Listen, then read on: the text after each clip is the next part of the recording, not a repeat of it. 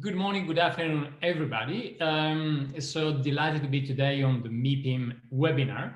And I wanted to start today with the following question. It's if work is digital, why do we still go to the office?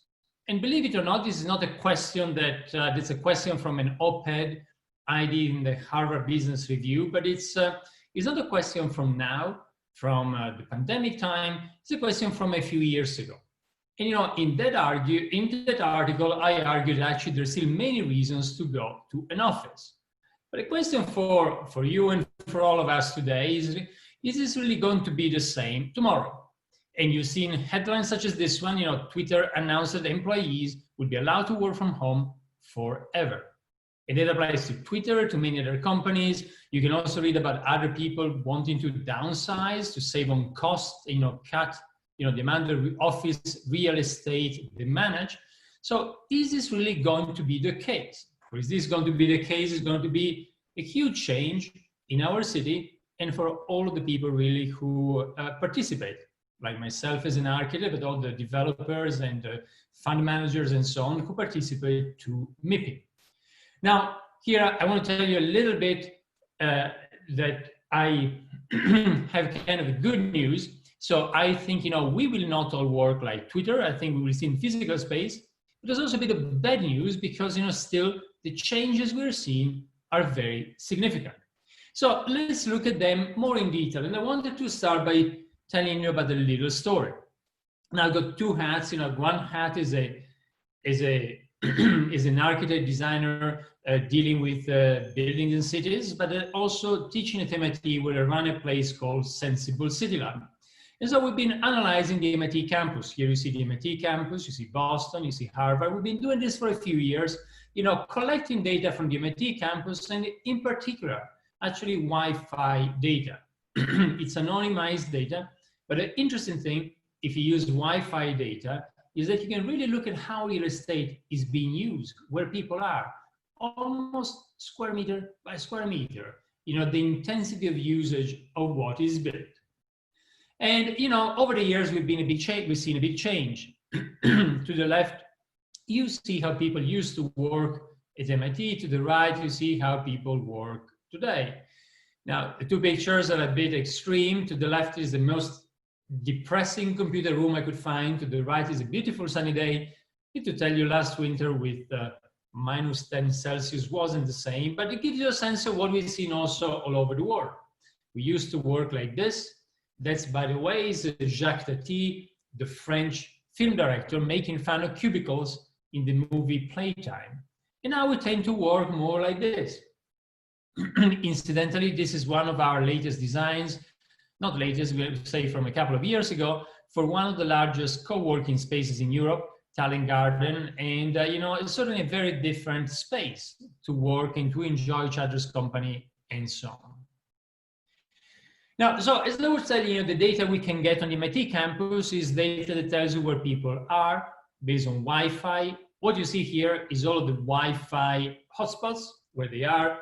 And then here you see actually how many people you have, how many people you have in every part of the campus and how that changes in the course of the day. So you see 9 a.m., 10 a.m., 11 a.m. You see people moving from classrooms to the cafes to eat lunch and so on and so forth.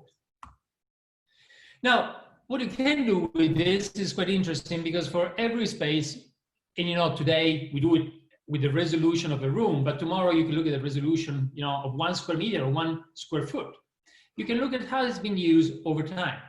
And that's kind of a signature of the space, which is very important if you're in real estate. That's almost how much value that piece of real estate can generate, because that is when it is being used.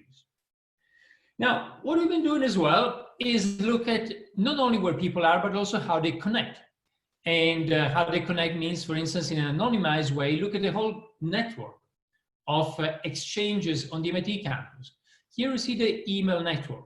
Again, it's anonymized data, and you see the different communities: engineering, science, humanities, management, architecture, and how many emails they exchange inside the community.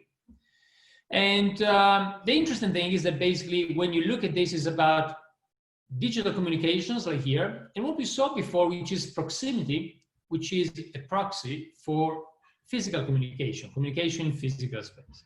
Well, now, like everybody else on the planet, over the past few months, we changed a lot of our way of working. The MIT campus 2.5 months ago was shut down. And so basically we started analyzing the impact of that on how we communicate. And our results have been very interesting. Again, it's still a hypothesis. We'll publish this when we have more results. But the first thing is that we're losing weak ties. And weak ties are very important. Let me tell you a little bit about weak ties. Weak ties in a network are those people we know, but actually they're not connected with our other friends. They're kind of bridges to another community. And there was a famous paper in 1973 by Mark Granovetter called The Strength of Weak Ties. And the strength of weak ties means that really a lot of the information, a lot of the new information we get usually comes from weak ties, not from strong ties. Strong ties are the people we know very well. And usually the information that we exchange with them, with a close, tightly knit circle of friends, is really, something that stays inside the circle, that's not too exposed to permeable, to new ideas, to serendipitous new ideas. Well, conversely, if you look at weak ties usually are the ones bringing more information to us. And then the first result we are seeing, again, taking with a pinch of salt, we need more weeks to validate it, is that, we are seeing that basically we have fewer weak ties over time. So because we are not meeting in physical space, we get fewer weak ties. So our networks are becoming a bit weaker. And our networks are also becoming less diverse. Diversity is reinforced by physicality. We are in the same place, in the place of the office, and we meet other people with whom otherwise we might not have started the conversation online. Those are the people we don't do a Zoom call with, but we might bump into and then decide to go and have a drink or a coffee together. And again, if you look at this, the first result shows that actually the intra-community exchanges, exchanges with our community, with our tightly knit circle of friends, is actually increasing, but that's not happening with other people on the MIT campus. So I would say that these results, again, they need to be validated. We'll publish them after peer review in a few weeks or months.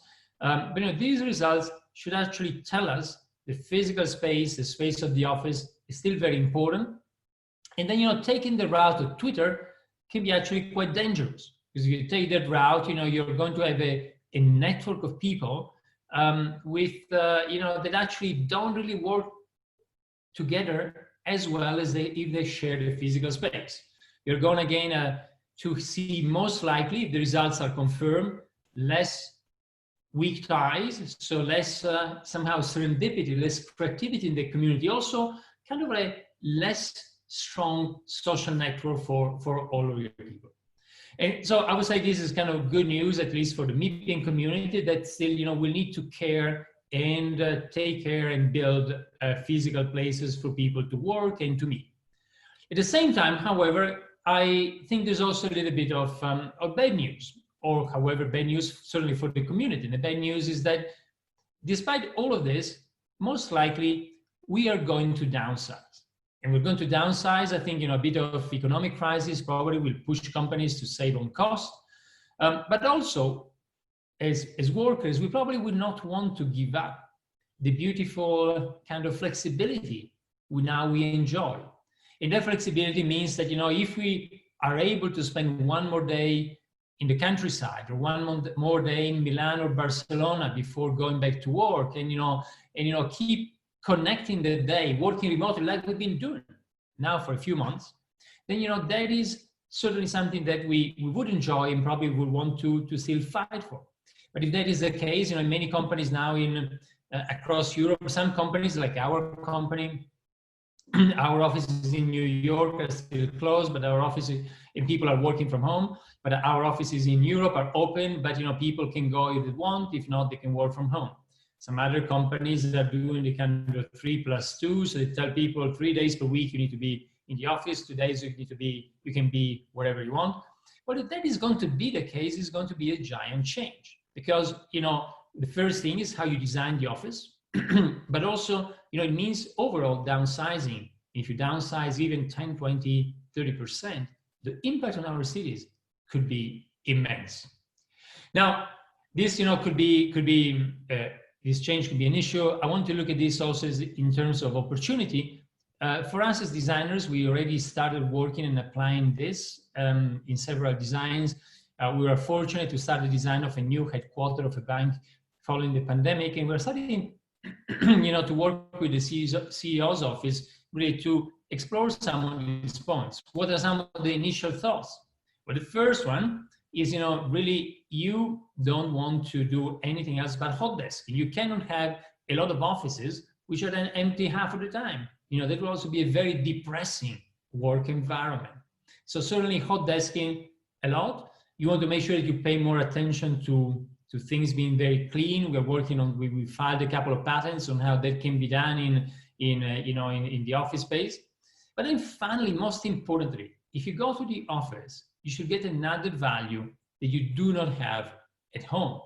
If you don't have it, it's better to stay at home. You don't need to waste a lot of time by commuting. The other value means starting to think about the office as a place you choreograph, as a place, where you can actually create more activity. You kind of try to develop and enhance serendipity, really to compensate for the fact that you spend less time in the office. You want to promote more encounters. So again, if you generate the same number or more of those kind of weak links we were talking about before. And that again, is something that we've seen already over the past few years, when people brought a lot of, communal areas into offices, cafes, and so on. But I think that has to go to the next level. It is kind of thinking about how we can choreograph a new office life so that we can really generate more value when we go to the office. If not, really, your employees will just want to stay home and work from there, or from the beach, or from the countryside, without wasting time commuting. So that's in a nutshell some of the initial things we're seeing. Again, we are starting to turn this into designs, as I mentioned, in kind of this kind of new headquarters and a few other design efforts we are starting right now. But I think it's going to be a very interesting time. A crisis is a moment when all the boundary conditions change, and we need to kind of reinvent ourselves. As Rahm Emanuel once said, never let a good crisis go to waste. Well, I think that's the case as well. In the next few months and years are going to be exciting. Anyway, thank you very much, and I look forward to seeing many of you back in person in MIPIM 2021.